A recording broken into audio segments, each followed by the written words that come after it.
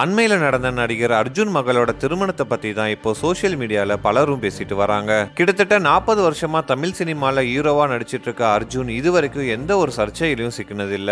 தன்னோட விடாமுயற்சினால மட்டுமே இன்னைக்கு தனக்குன்னு தமிழ் சினிமால ஒரு தனி இடத்தை அர்ஜுன் பிடிச்சிருக்காரு. இத்தனை வருஷ கேரியர்ல பல தோல்விகளை சந்திச்சு தான் அர்ஜுன் இன்னைக்கு இந்த இடத்துல இருக்காரு. குறிப்பா 90கள்ல அடுத்தடுத்து சில தோல்வி படங்களை கொடுத்ததால அர்ஜுனை சினிமாவை விட்டே ஓரங்கட்ட பிளான் பண்ணாங்க. நிறைய தோல்வி படங்கள் கொடுத்ததால அவரை வச்சு படம் எடுக்க யாருமே முன் வரல.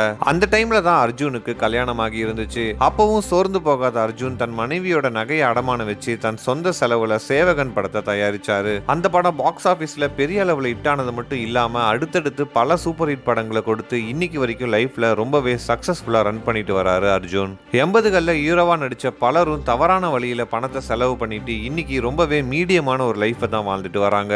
ஆனா தன்னோட பர்சனல் லைஃப்லயும் ரொம்ப டிசிப்ளினான அர்ஜுன் சினிமால தான் சம்பாதிச்ச பணத்தை ரியல் எஸ்டேட்ல இன்வெஸ்ட் பண்ணி இன்னைக்கு கோடி கணக்குல சொத்துக்களை குவிச்சு வச்சிருக்காரு. அந்த வகையில சென்னையை சுத்தி பல முக்கியமான ஏரியாவில் அர்ஜுனுக்கு சொந்தமான இடங்கள் இருக்கிறதா சொல்றாங்க.